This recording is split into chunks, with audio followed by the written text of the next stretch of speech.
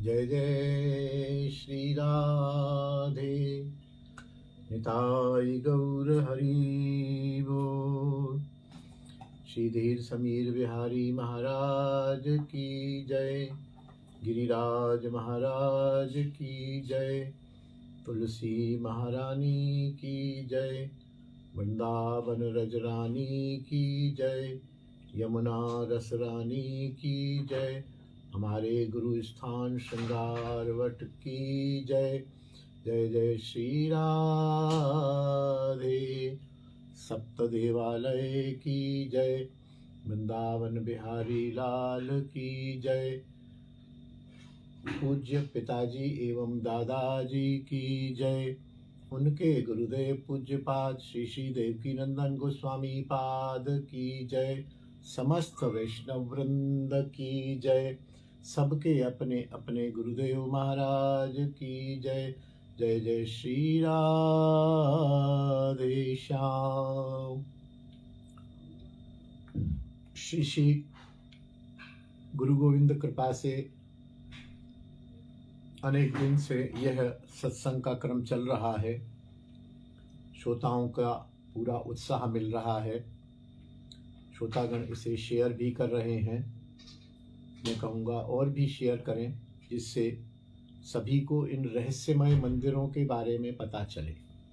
वृंदावन में अनेक मंदिर हैं। उन अनेक मंदिरों के दर्शन करें। आप आए, सभी लोगों को बताएं।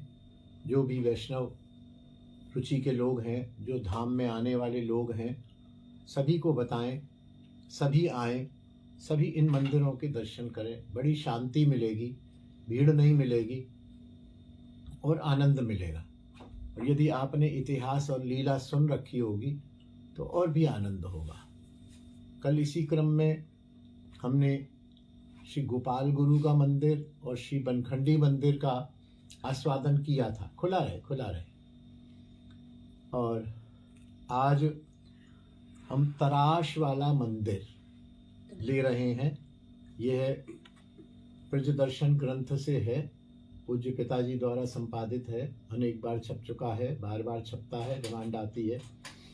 इसमें है तराश वाला मंदिर।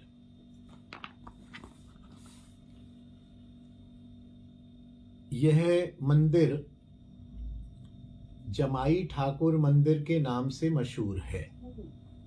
जमाई ठाकुर मंदिर मतलब इसमें भगवान जो हैं जमाई बन के बैठे हुए हैं, इस नाम से मशहूर है। और इसका वैसा नाम है श्री श्री राधा विनोद जी का मंदिर। और यह मथुरा रोड पर है, जहाँ मथुरा रोड पर रामकृष्ण मिशन हॉस्पिटल है, जिसको कार्य बाबू भी बोलते हैं। अभी तो विशाल है, बहुत सुंदर हॉस्पिटल है। तो उस जब वृंदावन से हम जाएंगे तो उल्टे हाथ में कार्य बाबू हॉस्पिटल होगा। जहाँ हॉस्पिटल समाप्त होता है ठीक उसके बगल से ही एक रोड गई है। अंदर जाके यह विशाल मंदिर है। इसको लोग तरास वाला मंदिर भी बोलते हैं। तराश वाला क्यों बोलते हैं, आगे पता लग जाएगा। बाहर से देखने से यह मंदिर जैसा नहीं लगता है।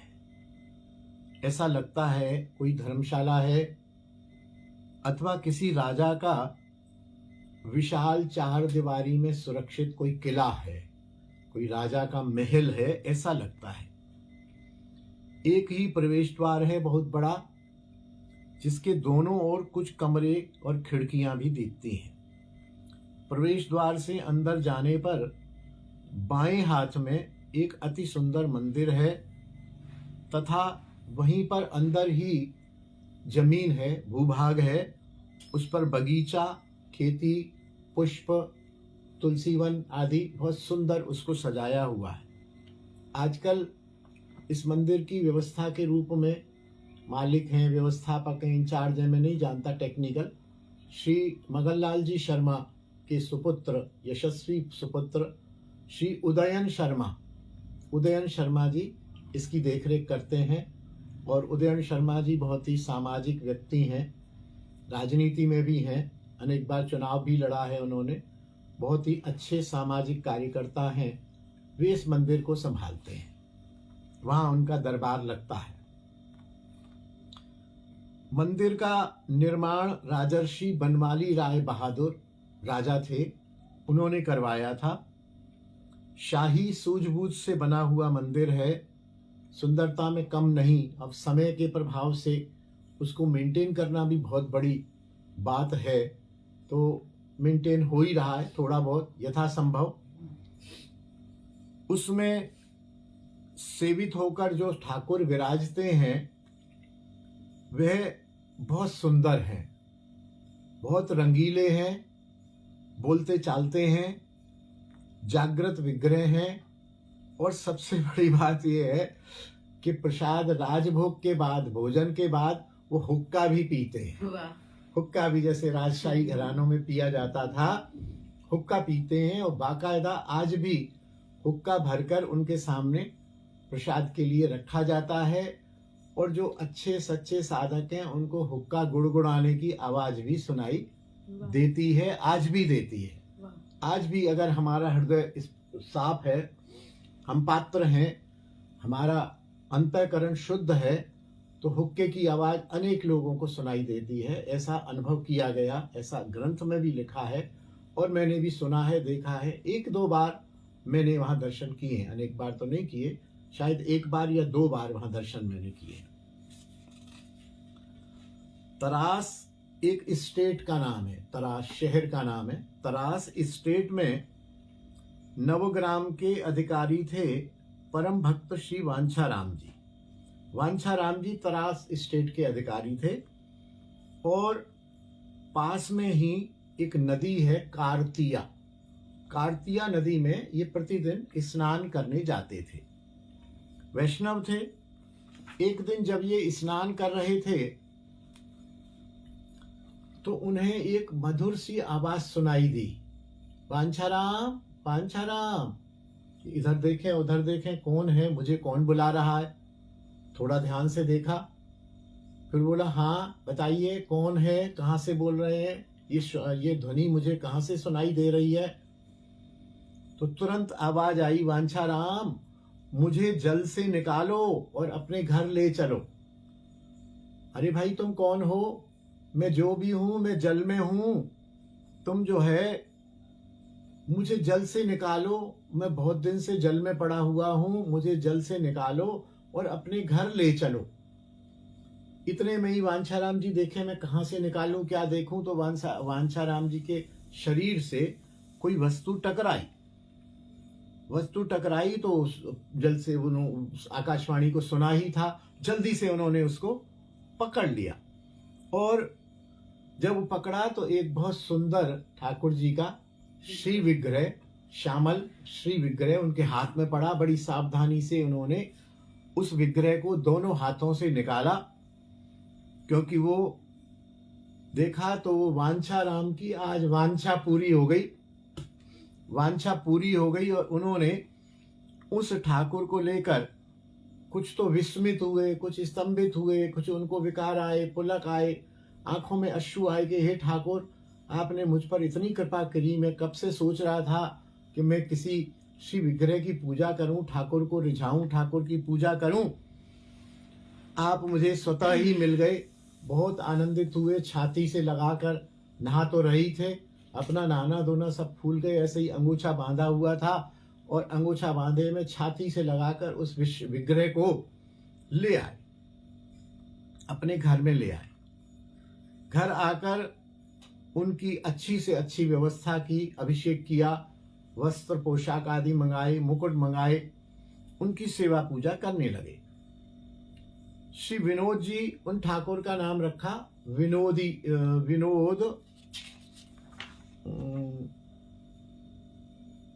राधा विनोद बिहारी, विनोद जी उनका नाम था। विग्रह थे, एक खाली ठाकुर जी थे, केवल ठाकुर जी थे, एक विग्रह थे और उनका नाम था विनोद। किसी ये आज या तो आ जाएगा आगे, तो उनका नाम विनोद था और उनका स्वभाव भी विनोद माने जो हास प्रयास करने वाले, हंसी मजाक करने वाले, विनोदी। तो ठाकुर जी नित्य विनोदी थे और नित्य इतने जागृत थे कि नित्य उनको वांछाराम जी को स्वप्न में आदेश देते थे, कभी कहते थे ये वाली पोशाक नहीं, मेरे को नीली वाली फलानी जो पोशाक है मोती वाली, वो पोशाक ला के कल पहनाना मेरे को, तुम रोज यही पोशाक पहनाते हो। वांछाराम जी ठहरे भक्त और आर्थिक स्थिति भी अच्छी, श्रद्धालु।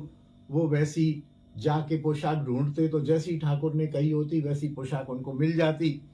फिर कभी कहते मेरे लिए आभूषण लेके आओ, माला लेके आओ, मुकुट लेके आओ, मेरे घुंघरू लेके आओ। वांछाराम जी उनकी वांछा को पूर्ण करते। भक्त भी भगवान की वांछा को पूर्ण करते हैं और भगवान भी भक्त की वांछा को पूर्ण करते हैं।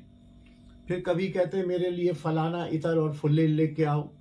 रोज रोज नई मिष्ठान, अरे आज ये साग बनाओ, आज पूड़ी बनाओ, आज हलवा बनाओ, आज पनीर की भुर्जी बनाओ, आज टिंडा बनाओ, आज गोभी बनाओ। इस तरह से रोज वो बताते कि सवेरे मेरे को ये पकवान बनाना। वांछाराम जी की इनकी वांछाओं को जितना इनसे बन पड़ता पूरी करते। और ऐसा भी यदि होता कि किसी दूसरे लोगों से मांगना भी पड़ता तो वो मांगते, या दूसरे लोगों को कहते अरे भाई देख ठाकुर जी ये मांग रहे हैं यार, ये कहाँ मिलेगा मुझे तो पता नहीं, आप जाके ला के दो ठाकुर जी के लिए। तो इनके साथ कुछ वैष्णव जुड़ गए। वो वैष्णव भी ठाकुर की इच्छा पूरी करने के लिए वो वस्तुएं बाजार से, इधर वृंदावन में उस समय बाजार तो नहीं था, मथुरा से कोई कहीं से ला के ठाकुर जी की इच्छा को पूरी करते। ब्रज में किसी वृद्ध गोप को आपने हुक्का पीते देखा होगा। ठाकुर जी ने कभी ब्रज में किसी वृद्ध आदमी को हुक्का पीते देखा। उन्होंने देखा तो उनको भी शौक हो गया कि मैं भी हुक्का पीऊंगा। तो उन्होंने एक धनी व्यक्ति को स्वप्न दिया, वांछाराम से नहीं कहा, क्योंकि वांछाराम को पता था कि ये हुक्का कहाँ से लाएगा, परेशान होगा, बुजुर्ग व्यक्ति है। किसी धनी व्यक्ति को स्वप्न दिया कि भाई मुझे हुक्का पीना है, आप मुझे हुक्का ला के दो। वो धनी व्यक्ति बेचारा चांदी से मड़ा निगालीदार सुंदर फारसी हुक्का, चिलम एवं कुछ सुगंधित तंबाकू लेकर भक्त वांछाराम के पास आ गए अचानक ही। उसे देखकर वांछाराम जी चौंक गए। अरे भैया ये कौन हो तुम, कहाँ से आए हो, ये क्या लाए हो, हुक्का, तंबाकू, ये इतर फुलेल, ये क्या है? और ये हम तो प्रयोग करते नहीं है, और मंदिर में कौन प्रयोग करेगा, किसने कहा तुमसे? आप अजब आदमी हैं, ये कैसे सोचा आपने, ठाकुर की सेवा के लिए आप हुक्का लाए हैं? अरे कोई फल लाते, कोई फूल लाते, माला लाते, प्रसाद लाते, ये हुक्का क्यों लाए? तब फिर उन सेठ जी ने कहा, हे वांछाराम जी, ये मैं अपने मन से नहीं लाया हूं, आपके जो ठाकुर हैं विनोदी लाल जी, उन्होंने मुझे स्वप्न में आदेश दिया है कि मैं ब्रज में रहता हूं, मुझे हुक्का पीने का मन कर रहा है, आप कहीं से भी मेरे लिए हुक्का, तंबाकू, चिलम जो भी होता होगा वो सारी सामग्री लेके आओ। और वो जो सेठ जी थे, क्योंकि सेठ थे, वो हुक्का पीते थे तो उन्हें सब पता था, तो उन्होंने योग्य व्यक्ति को ही स्वप्न दिया। और वो योग्य व्यक्ति हुक्का लेकर आए। अब उनसे पूछ भी लिया सेठ जी से, भैया ये कैसे हुक्का भरते हैं, क्या होता है, कहाँ पानी डालते हैं, कहाँ तंबाकू डालते हैं, मुझे भी नहीं पता। तो पूछ लिया, समझ लिया। तो बोले कब पीते हैं हुक्का? बोले दोपहर के प्रसाद के बाद, 2-3 बजे जब प्रसाद हो जाता है तो उसके बाद हुक्का पिया जाता है। बोले ठीक है। तो वांछाराम जी दोपहर का राजभोग ठाकुर को देते। राजभोग देने के बाद थोड़ा घंटे 1.5 घंटे के बाद पर्दे के अंदर ही पर्दा लगा देते, क्योंकि दोपहर में शयन हो जाती है, शाम को फिर 5 बजे, 5:30 बजे, 4 बजे उत्थापन होता है। तो वो राजभोग लगा के, पर्दा लगा के, हुक्का भर के, उसमें पानी तंबाकू वगैरह डाल के, कैसे डालते हैं मुझे नहीं मालूम, तो वो रख देते और पर्दा कर देते और बाहर सो जाते मंदिर के। तो लिख रहे हैं कि किसी किसी दिन तो हुक्के की गुड़गुड़ाहट की आवाज भी वांछाराम जी को सुनाई देती थी, जैसे ठाकुर हुक्का पी रहे हैं, और पिएंगे ही, इसमें संशय वाली तो बात ही नहीं है, क्योंकि उन्होंने मंगवाया है, उस सेठ को स्वप्न दिया है, सेठ लेके आया है, पीना ही नहीं है तो फिर कैसे होगा? और वांछाराम भी वांछाराम है, उनको भी तो स्वप्न दिया, मूर्ति के लिए कितने उच्च कोटि के भक्त रहे होंगे। तो जब ठाकुर हुक्का पी रहे हैं तो गुड़गुड़ाहट की आवाज तो आएगी, जरूर आएगी। अनेक बार वांछाराम जी ने पर्दे के बाहर से उस आवाज को सुना। एक दिन फिर क्या हुआ कि विनोद ठाकुर ने वांछाराम जी को स्वप्न दिया कि वांछाराम, मुझे सरसों का साग खाना है। जो पंजाबी खाना है, मक्की का रोटी या मक्की का ढोडा और सरसों का साग, जो आजकल है प्राय, हर समय नहीं मिलता, ये सर्दी के सीजन में मिलता है। और हमारे यहाँ भी प्रभु कृपा से लगभग आज भी ठाकुर जी को साग का भोग लगा है, 2 दिन पहले भी लगा है। और ऐसा कुछ ट्रेडिशन भी है कि जब साग बनता है, जिस भी घर में बनता है, तो वहां थोड़ा ज्यादा बनता है। ज्यादा बनता है तो थोड़ा थोड़ा साग बेटियों के यहाँ, जैसे मेरे भी घर में बना, कल परसों बना, बहू रानी ने बनाया, तो थोड़ा मेरे पास भेजा, थोड़ा मेरी बेटी के पास भेजा, थोड़ा कहीं और भेजा। ऐसे जैसे है ना, साग बनने का मतलब ऐसा होता है कि कोई बढ़िया चीज बनी है। संभवतः परिश्रम लगता है, घी लगता है, मैं नहीं जानता, हम तो बना बनाया खाने वाले हैं। तो आज भी बिटिया, छोटी बिटिया जो यहाँ रहती है, उसने बनाया साग और अमनिया मेरे पास भेजा, पापा ये साग भेज रही हूँ। तो वो साग हमने भेजा, ठाकुर को भोग लगाया, और आप सच मानिए अभी खाया, अभी इस कथा से 10 मिनट पूर्व ही पाया हमने साग। तो उनकी इच्छा हुई कि मैं साग खाऊंगा और मक्की का डोडा खाऊंगा।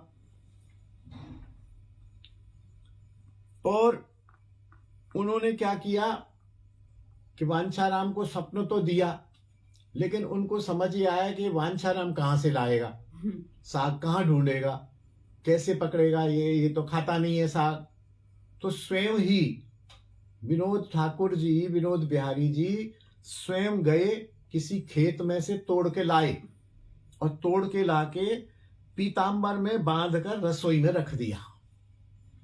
रात को तो स्वप्न दिया, अब सवेरे वांछाराम जी उठे तो वो सोचे कि भाई स्वप्न दिया है, मैं साग की व्यवस्था करूं, साग लाऊं, कहां से तोड़ूं, क्या करूं। लेकिन जब रसोई में घुसे तो ठाकुर का पीताम्बर जो रात को हटा देते हैं, क्योंकि ठाकुर के ओलाई वेश के दर्शन होते हैं, दिन भर जो पीताम्बर ओढ़े रहते हैं, पहने रहते हैं, वो वस्त्र सब हटा के ओलाई वेश कर दिया जाता है। तो ओलाई वेश में पीताम्बर में देखा कि वो साग बंधा हुआ रसोई में रखा हुआ है।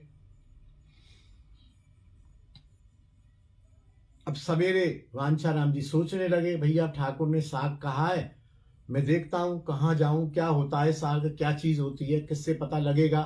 तो वे सोचते सोचते रसोई में गए, डलिया लेने या थैला लेने, देखा तो रसोई में साग पहले से ही रखा हुआ है। वो पीताम्बरधारी की लीला समझ गए कि ठाकुर ने मेरे को स्वप्न दिया और स्वयं ही ये साग लाके, कच्चा साग लाके सरसों का यहाँ रख दिया।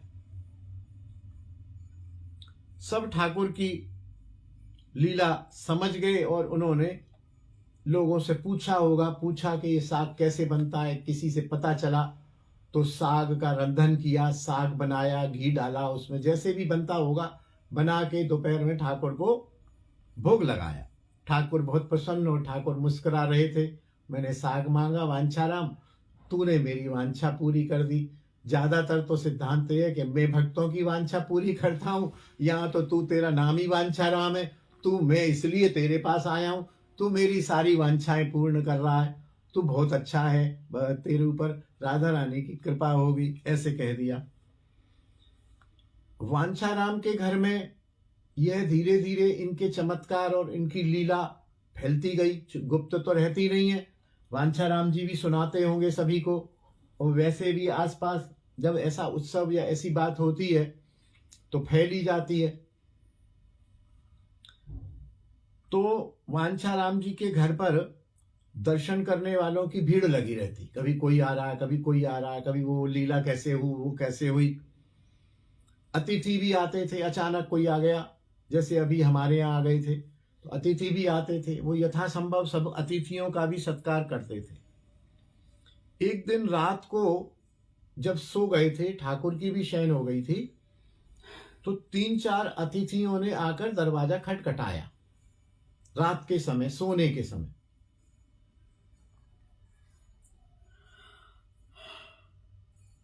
ये वांछाराम जी तो सो रहे थे, 1-2 बार खटखटाया, नींद नहीं खुली, थके हुए थे। तो ठाकुर ने देखा कि कोई अतिथि आए हैं और वांछाराम सो रहे हैं, तो उन्होंने बालक का रूप धारण कर लिया। विनोदी लाल जी ने बालक का रूप धारण करके उन्होंने दरवाजा खोल दिया। दरवाजा खोल दिया तो अतिथि अंदर घुस आए। अंदर आ गए तो उन्हें कहा, आप बैठो, प्रसाद पाओ यहाँ। तो वो सब भी कहीं से आए होंगे और प्रसाद की उनकी इच्छा भी होगी, तो बैठा दिया। बोले ठीक है, हम प्रसाद पाएंगे, जरूर पाएंगे। वो बैठ गए।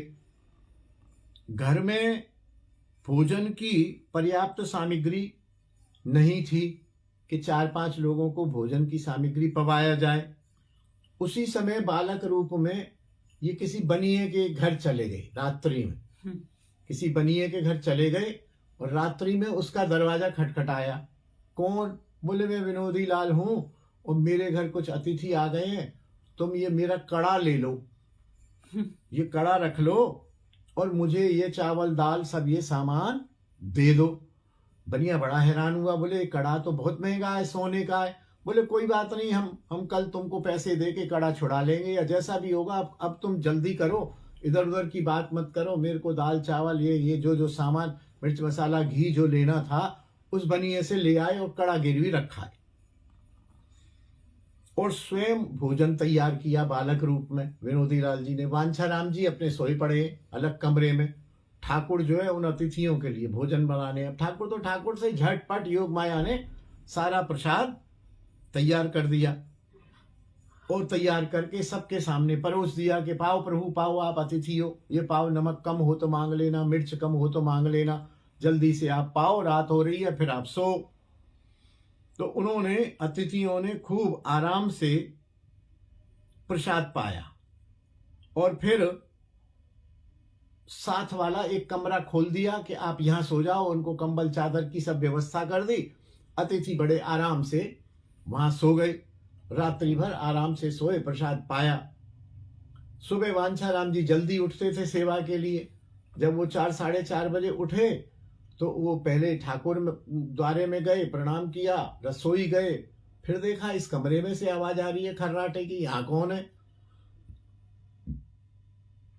देखा तो वांछाराम जी चकित रह गए कि ये कौन है। थोड़ी देर हुई थी, वो उनको सबको उठाया कराया, उन्होंने स्नान किया, अतिथियों ने स्वयं भी किया। थोड़ी देर में वो बनिया आ गया कड़ा लेकर। बोले वांछाराम जी, आपके नाम से एक बालक आया था और ये कड़ा दे गया है और कुछ सामान सामग्री ले गया है। रात का समय था, मुझे तो समझ नहीं आया, मैंने उसको सामग्री दे दी थी और ये कड़ा आपका है। कड़ा बहुत महंगा है, ये थोड़े से सामग्री के बदले में इतना महंगा कड़ा दे गया है। मुझे तो कुछ समझ नहीं आया, क्योंकि आपका नाम लिया था तो मैं उसको मना नहीं कर पाया। ये आप कड़ा ले लीजिए। कड़ा ले लीजिए। तो समझ नहीं आया कि कौन दे गया। जब कड़ा देखा तो वांछाराम जी पहचान गए कि अरे ये तो ठाकुर का एक हाथ में कड़ा है, एक में नहीं है, ये तो वही कड़ा है ठाकुर का। कौन आया था? एक सांवला सा बालक आया था। क्या नाम बताया था? बोले विनोद नाम बताया था। बोले मैं वांछाराम जी का बालक हूं, वहीं रहता हूं। वांछाराम जी बड़े चकित हुए, आंखों में अश्रु आ गए उनके, गदगद हो गए, सारा राज खुल गया। और रोज रोज कुछ इसी प्रकार के रंगीले चरित्र विनोदी लाल जी करते थे। बहुत इस प्रकार का करते थे कि वांछाराम जी भी खुश, ठाकुर भी खुश। रोज नित नया कोई चमत्कार कर देते थे। अब ये तो सब हुआ सो हुआ। कुछ दिनों बाद रसिक चूड़ामणि को अपना अकेलापन खटकने लगा। बोले मैं अकेला हूं, मेरा साथी नहीं है, मेरे जीवन में कोई साथी तो होना चाहिए, कब तक मैं अकेला रहूंगा। जीवन साथी उनके ध्यान में भी था कि किसको जीवन साथी बनाना है।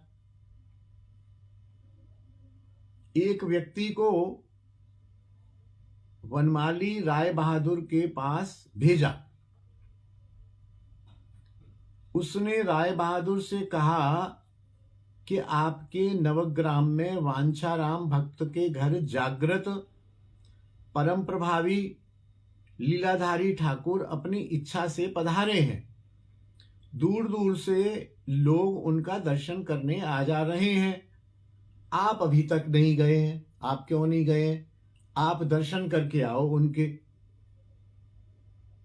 और सारा विस्तार पूर्वक उस व्यक्ति ने उनको, बनवाली राय बहादुर को, सारा वृत्तांत सुनाया कि ऐसे कभी साग मांगते हैं, ऐसे 4 लोग अतिथि आए थे, उनको रात को खाना बना के खिलाते हैं, कभी उनसे कुछ मांगते हैं, कभी वस्त्र मांगते हैं, जागृत ठाकुर हैं। तो आप दर्शन करने नहीं गए वांछाराम के घर? आपको जाना चाहिए। बोले बिल्कुल, और आप सपरिवार दर्शन करो, सब आ रहे हैं, दूर दूर से दर्शन करने आ रहे हैं।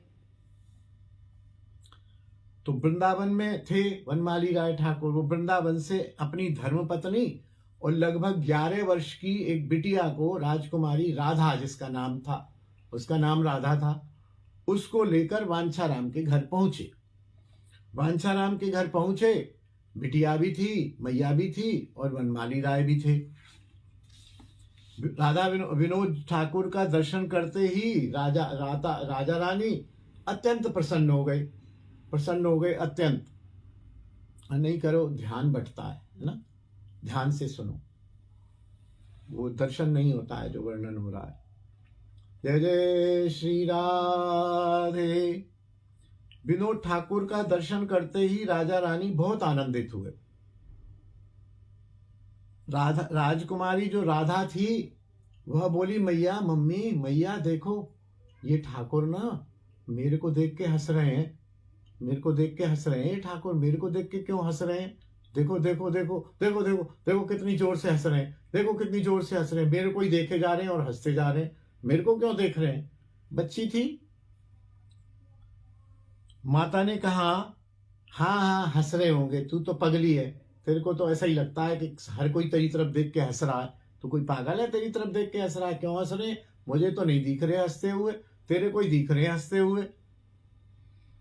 राजकुमारी ने माता पिता का बार बार ध्यान दिलाया कि देखो ये ठाकुर मुझे देख के हंस रहे हैं, तुम देखो पापा जी, देखो पिताजी, देखो बाबा, देखो बाबू, देखो मेरे को देख के ठाकुर हंस रहे हैं। राज बहादुर जो थे वनमाली राय ज्ञान मार्गी थे, ब्रह्म मतावलंबी थे, तू भी ब्रह्म मैं भी ब्रह्म। मूर्ति पूजा में उनका विश्वास नहीं था और मूर्ति में ईश्वर को नहीं देखते थे। ब्रह्मवादियों की एक बड़ी खास बात है, अभी भी मेरे यहाँ कुछ 5-7 वैष्णव तो नहीं, सामान्य लोग आए थे, तो मैंने उनसे पूछा आपके घर में मंदिर है? बोले नहीं नहीं जी, हम मंदिर मूर्ति को नहीं मानते, हम तो सब में भगवान को देखते हैं, हम निरंकारी या कुछ बता रहे थे, हम तो सब में भगवान को देखते हैं। मैंने कहा आप ये बताओ, जब सब में भगवान है, इस मेज में है? बोले हाँ जी है। मैंने कहा इस कुर्सी में है? मैंने कहा मेरे में है? बोले है। मैंने कहा आप में है, इसमें है। तो मैंने कहा फिर मूर्ति में क्यों नहीं है? कह जी क्या मतलब? मैंने कहा मतलब आप बताओ, जब सब में भगवान है तो मूर्ति में भी है, और यदि मूर्ति में भी है तो सब में भी है।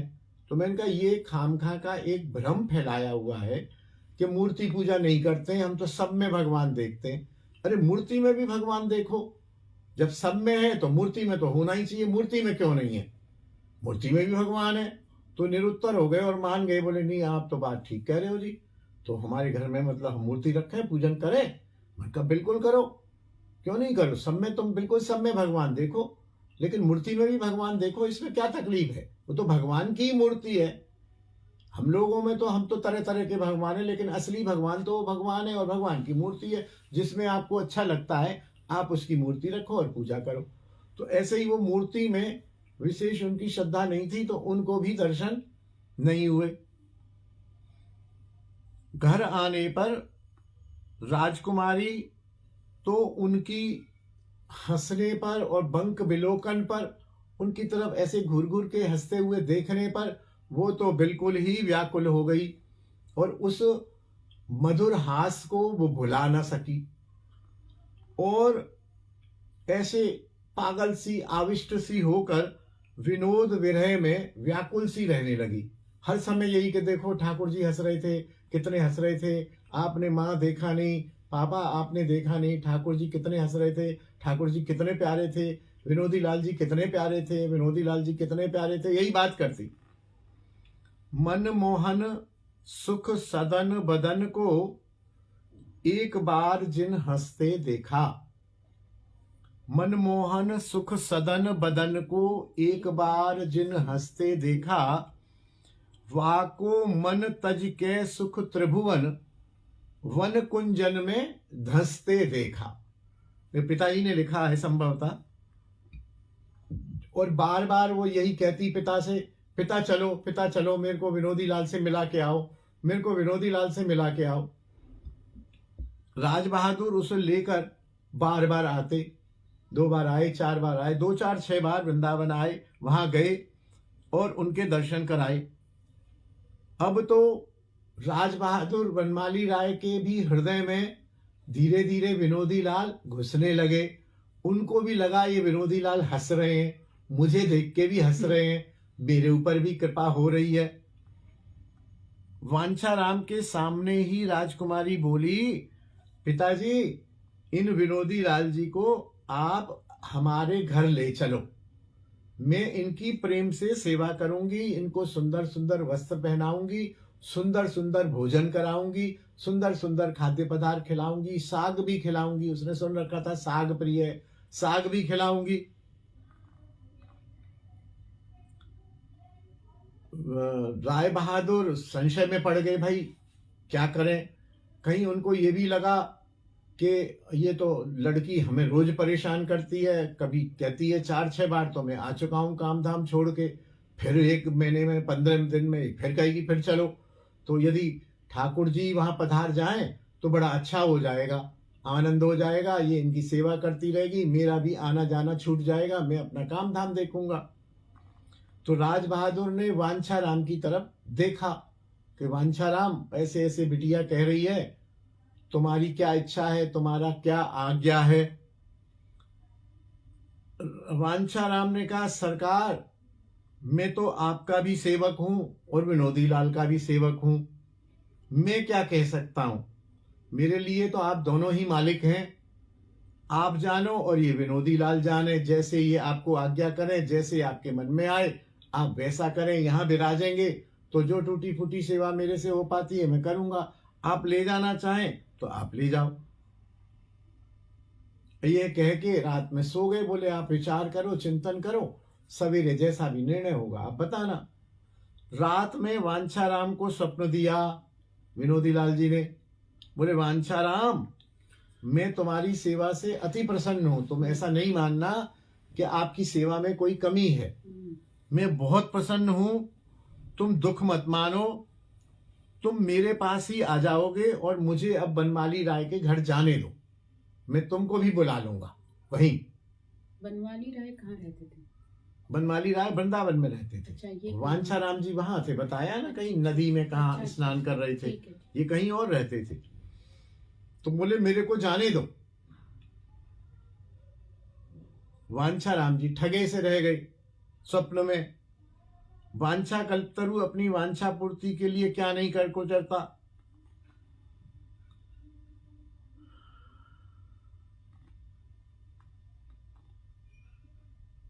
वांछाओं की पूर्ति के लिए ही इस विनोदी लाल ने उस नदी से निकालने के लिए कहा और अपनी सारी वांछाएं पूर्ण कराई।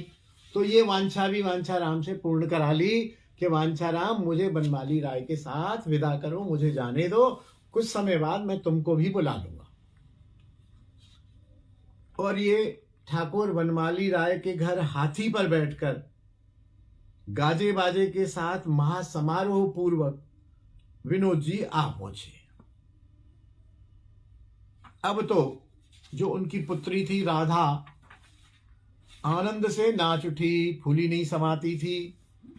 सेवा करने के लिए बनमाली राय ने एक अच्छा पुजारी रख दिया था कि तुम इनकी सेवा करोगे, लेकिन कैसा वागा धारण किया जाएगा, कैसी पोशाक धारण की जाएगी, कैसा श्रृंगार होगा, क्या रसोई भोग लगेगी, यह सब व्यवस्था राजकुमारी के हाथ में थी। वह पुजारी राजकुमारी से पूछ पूछ कर सारी सेवा करता था। कभी कभी राधा अपने हाथों से भी श्री विनोद जी को श्रृंगार कराती थी, श्रृंगार धारण कराती थी।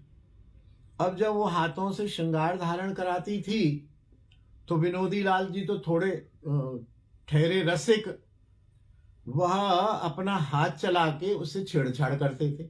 उसको महसूस होता था कि अरे विनोदी लाल जी ने मेरी बाह पकड़ी है, विनोदी लाल जी ने मेरा हाथ पकड़ा है, विनोदी लाल जी ने मेरे गाल पर उंगली लगाई है, विनोदी लाल जी मेरे स्पर्श कर रहे हैं। उसको ऐसा लगता था। एक दिन उसका आंचल पकड़ लिया राधा का, पकड़ के और प्रकट हो गए और बोले राधे तू बहुत सुंदर श्रृंगार करती है, तू मेरे को बहुत अच्छी लगती है, तू है भी राधा मैं हूं कृष्ण, तू मेरे साथ शादी कर ले।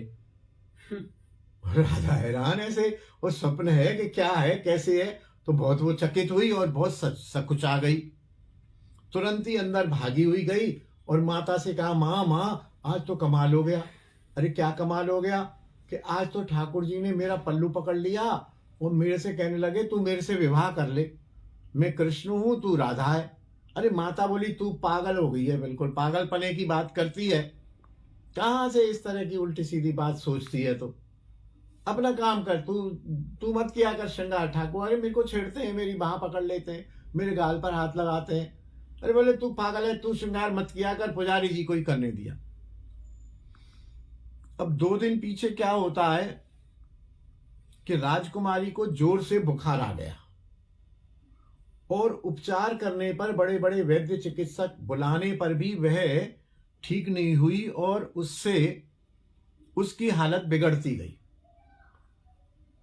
रानी ने विनोद जी से स्वप्न में आकर बोले, रानी से उसकी मां से विनोद जी स्वप्न में आए और बोले देख तेरी राधा अब बचेगी नहीं, मैं उसे अंगीकार करूंगा, अतः अपने बगीचा में जो सूखा नीम का पेड़ है उसकी लकड़ी से तू राधा की एक प्रतिमा बनवाकर मेरे साथ उसका विवाह करवा दो। राधा तो बचेगी नहीं, अब राधा की एक प्रतिमा बनवाओ अपनी कन्या की, और कन्या की प्रतिमा बनवा के उसका मेरे साथ विवाह कर दो। माता पिता यह सुनकर, स्वप्न का वृत्तांत सुनकर बड़े दुखी हो गए। दुख में रोए कि आनंद में रोए ये तो वह जाने। एक तरफ तो उन्हें दुख कि हमारी बेटी मर जाएगी, और एक तरफ ये सुख कि हमारी बेटी की प्रतिमा के साथ ठाकुर का विवाह होगा और सदैव वह ठाकुर के साथ विराजेगी। परंतु उन्हें यह विश्वास था कि उनकी बेटी राधा प्रतिमा के रूप में विनोद के साथ सदा हमारे घर में ही रहेगी और ये विनोद हमारे जमाई बन जाएंगे, हमारे दामाद बन जाएंगे, हम इनको जमाई ठाकुर कहेंगे। इस उत्साह में उन्होंने तो उसको मूर्तिकार को बुलाया और प्रतिमा को बनाना शुरू किया। जैसे जैसे प्रतिमा बनती गई राधा की दशा वैसे वैसे बिगड़ती गई। प्रतिमा तैयार हो गई और राधा ने अपना पंचभौतिक शरीर छोड़ दिया। दाह संस्कार हुआ। दाह संस्कार के बाद अपने जो और्ध्वदैहिक श्राद्ध वगैरह जो भी क्रियाक्रम त्रयी वगैरह हुए, और उसके बाद तुरंत ही शुभ विवाह, शुभ मुहूर्त में समारोह सहित विवाह संस्कार शुरू हुआ। उस मूर्ति राधा और विनोद जी का, दोनों का, जैसे विवाह होता है तुलसी शालिग्राम का होता है या राधा वल्लभ जी में ब्याहुला होता है, ऐसे विवाह संस्कार हुआ। तभी से श्री विनोद अकेले न कहकर श्री राधा विनोद के नाम से प्रसिद्ध हो गए।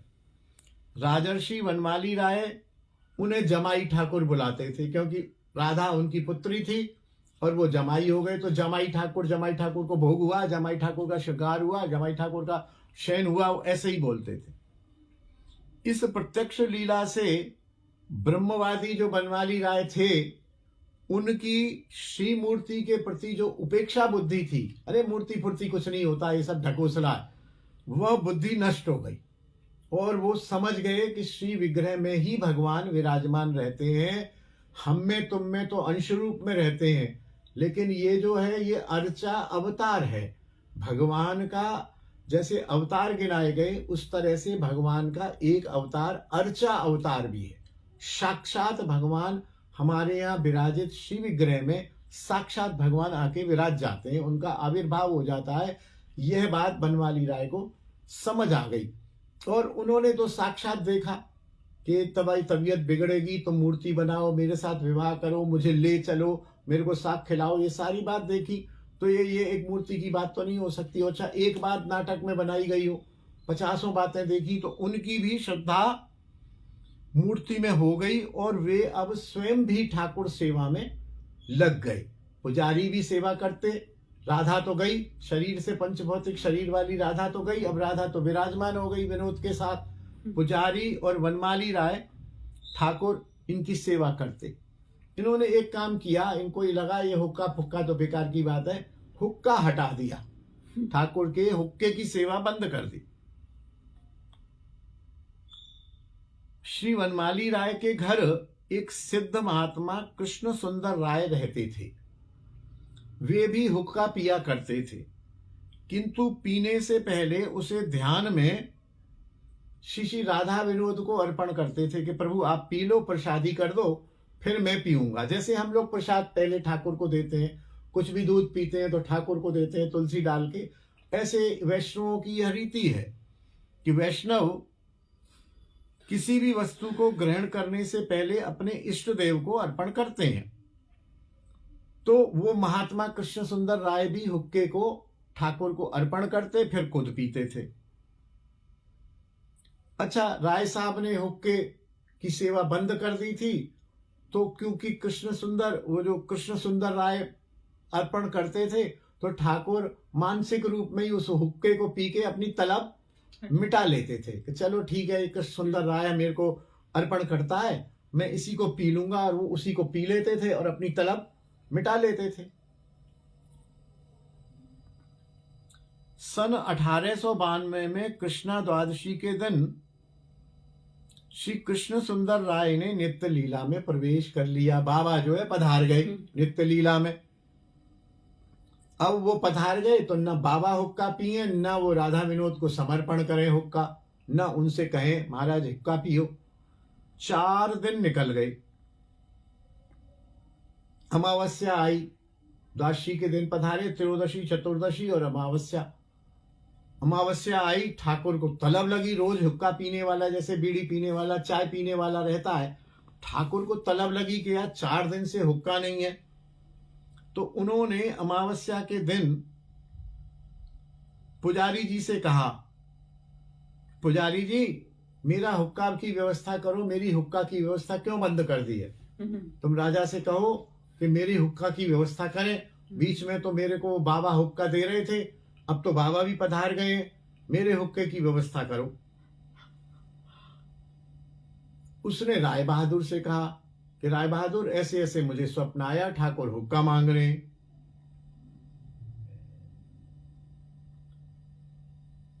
राय बहादुर ने दोबारा से हुक्के की सेवा प्रारंभ कर दी कि ठीक है, ठाकुर मांग रहे हैं तो हुक्का की सेवा शुरू कर दो। किंतु राय के मन में यह शंका बनी रही कि पता नहीं ठाकुर ने मांगा है या पुजारी अपने पीने के लिए हुक्का मांग रहा है। शंका बनी रही कि बोले ठीक है, फिर भी कहा है तो दो हुक्का दो, चालू तो करा दी सेवा। एक दिन जगबंधु जी के साथ राय मंदिर के जगमोहन में बैठे थे। उसी समय भोग के बाद पुजारी ने हुक्का भरकर राधा विनोद जी को अर्पण किया। हुक्का भरा और अर्पण किया और पर्दा लगा दिया। जगत बंधु जो है, जगत बंधु भी अच्छे संत हुए हैं। जगत बंधु और राधा विनोद जी को अर्पण किया। बाहर बरामदे में ही जगत बंधु और बनमाली राय दोनों बैठे हुए थे, चर्चा कर रहे होंगे। तो उन्होंने अचानक सुना कि हुक्के की गुड़गुड़ाहट की आवाज आ रही है। और रुकना, देखना जगत बंधु प्रभु, हुक्के की आवाज आ रही है। बोले हाँ, ऐसे सुना, हाँ आ रही है। अभी ऐसे वो आवाज को सुन रहे थे तो तंबाकू से सुगंधित धुआं पर्दे के बाहर से निकला। पर्दे के बाहर सुगंधित तंबाकू का धुआं भी निकला। अरे बोले धुआं भी निकल रहा, धुआं भी प्रभु, महाराज धुआं भी निकल रहा। अरे जगत बंधु जी प्रभु, धुआं भी निकल रहा, आवाज भी आ रही है। उस दिन से बनमाली राय के हृदय में जो विग्रह के विषय में 0.1% भी शंका रह गई थी वह अभी निकल गई, क्योंकि उन्होंने ये देख लिया कि हुक्का नहीं रखा। अच्छा, इतने दिन क्यों नहीं बोले? इतने दिन इसलिए नहीं बोले कि वो श्याम सुंदर राय बाबा जी हुक्का भेंट करते थे। और 4 दिन हो गए तो उन्होंने मांगा, हुक्का दिया, तो हुक्के की गुड़गुड़ाहट और धुआं देख लिया, तो इनके अंदर से बहुत गहरी श्रद्धा बन गई और सारे संशय निकल गए। उस दिन के बाद से वनमाली राय की विग्रह विषयक समस्त शंकाएं मूल से निरस्त हो गईं। वे अपने हाथों से समस्त सेवा करने लगे और वह घर गृहस्थ में नहीं टिक सके। वृंदावन आके सन 1897 में अद्वैत प्रभु वंशज श्री राधिकानाथ गोस्वामी से वैष्णवी दीक्षा प्राप्त की और वृंदावन में इस मंदिर का, तराश मंदिर का निर्माण कराया। राधा कुंड में भी राजबाड़ी नाम से विशाल भवन बनाया। अनेक सिद्ध वैष्णवों का सत्संग प्राप्त कर परम भागवत होकर ब्रजवास किया और ब्रजमंडल की जहां भी सेवा की आवश्यकता होती वहां सेवाएं की। बहुत सारे बनमाली राय ने एक बार किसी से पूछा था, उस दिन आया था, कौन से बाबा का चरित्र था, कि उन्होंने कहा कुछ सेवा बताओ। बोले तुम ये प्राचीन श्रीमद् भागवत का ग्रंथ छपाओ। तो वनमाली राय ने ग्रंथ छपाया। हरिभक्ति विलास का ग्रंथ भी बहुत, वनमाली राय महाराज ने, क्योंकि राजा थे और धन बहुत था, तो उन्होंने बहुत ब्रजमंडल की बहुत सेवा की और बहुत सारे ग्रंथ छपाए। बनमाली राय, राज बहादुर बनमाली राय के बहुत ग्रंथ हमारी लाइब्रेरी में भी हैं। हरिभक्ति विलास तो मैंने आंखों से देखा है, श्रीमद् भागवत का सेट भी देखा है, श्री बृहद भागवतामृत भी उन्होंने छपाया और भी गौड़ीय ग्रंथ तो बहुत छपाए उन्होंने और अपने धन का सदुपयोग किया। वृंदावन में जो जो मंदिर हैं, एक उस समय सिस्टम था कि वो सारे मंदिर राधा कुंड में भी बने। मदन मोहन जी का मंदिर राधा कुंड में भी है, गोपीनाथ का भी है, राधा वल्लभ मंदिर भी है, बिहारी जी का भी मंदिर है, बिल्कुल तट पर है। तो जब यहाँ इन्होंने अपना मंदिर बनाया, तराश मंदिर, तो वहां भी राजबाड़ी नाम से एक मंदिर बनाया। तो राधा कुंड एक समझिए कि अंतरंग वृंदावन है। राधा वृंदावन जो है वो एक प्रकार से ड्राइंग रूम है। ऐसा कहते हैं कि गोवर्धन जो है वो हमारा चौक है, आंगन है, और वृंदावन ड्राइंग रूम है और राधा कुंड शयन कक्ष है, क्योंकि सारी प्रिया प्रीतम की निभृत निकुंज की जो लीलाएं हैं वो राधा कुंड में ही होती हैं।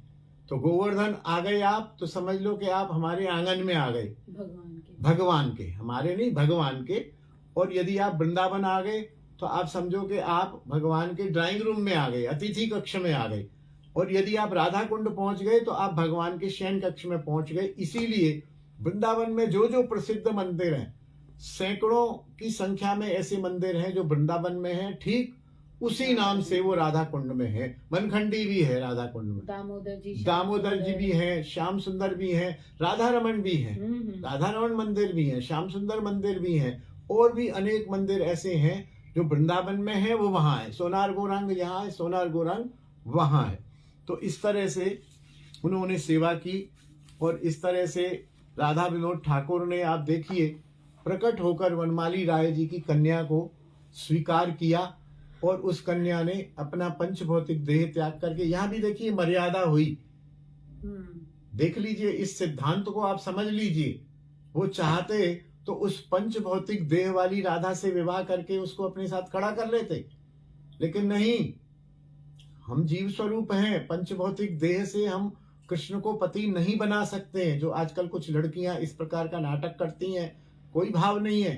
मैं प्रणाम ही करता हूं उन बच्चियों को, लेकिन नहीं है भाव। आप यहाँ देखिए कि कृष्ण ने यदि उस राधा को स्वीकार करना था तो उसके पंच भौतिक देह को नष्ट करा के और उसके आत्मस्वरूप से या उसकी जो भी स्थिति, उसको उस मूर्ति बनवा के उसमें स्थापित करके उससे विवाह किया।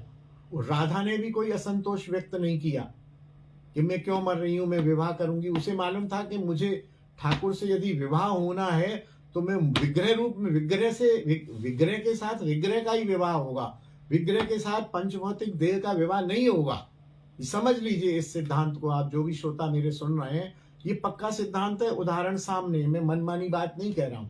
ये सिद्धांत है कि विग्रह के साथ यदि विवाह होना है तो तुमको ये पंचभौतिक शरीर त्यागना होगा और तुम्हारा जो सूक्ष्म देह है वो विग्रह में समाहित होगा, फिर विग्रह रूप में तुम्हारा विवाह होगा।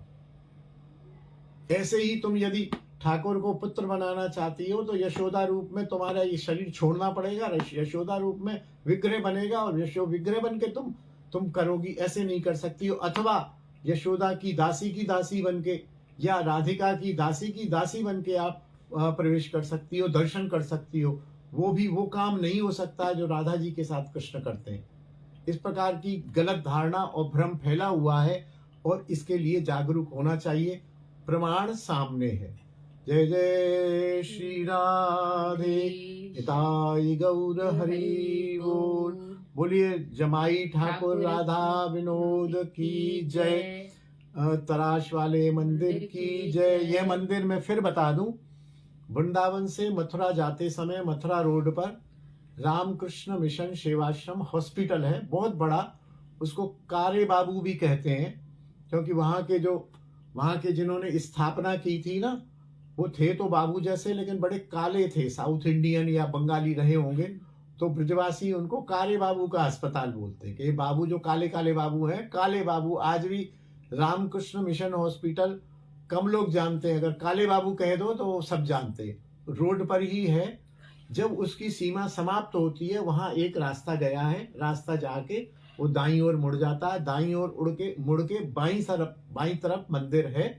वहां आजकल उसकी सेवा व्यवस्था श्री उदयन शर्मा जी संभालते हैं। उदयन शर्मा जी बहुत ही सामाजिक और बहुत ही प्रतिभाशाली व्यक्ति हैं। श्री मगन लाल जी शर्मा जो बहुत समय तक वृंदावन की नगर पालिका के चेयरमैन रहे हैं, उनके सुपुत्र हैं, एकमात्र सुपुत्र हैं, और वो वहाँ की सेवा व्यवस्था संभालते हैं।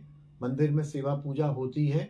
मैं अनेक दिनों से नहीं गया हूँ, अभी कुछ परिवर्तन अवश्य हुआ होगा, सौंदर्यीकरण भी हुआ होगा, तो इसलिए आप जब भी वृंदावन पधारें तब इसके दर्शन करें, ठाकुर को देखें और ठाकुर की इन लीलाओं के दर्शन करें कि कितना रंगीला ठाकुर है, कितना चटपटा ठाकुर है, कितना मजेदार ठाकुर है, कितने आनंद से उसने भक्तों की वांछा को पूर्ण किया और अपनी वांछा को भक्तों से पूर्ण कराया। हम बार बार कोटि कोटि प्रणाम करते हैं। बोलिए गिरिराज महाराज की जय, धीर समीर बिहारी की जय, तुलसी महारानी की जय, वृंदावन रजरानी की जय, यमुना रस रानी की जय, श्रृंगार भट्ट की जय, सब वैष्णव जन की जय, सबके गुरुजन वृंद की जय। जय जय श्री राधे श्याम निताई गौर हरि बोल।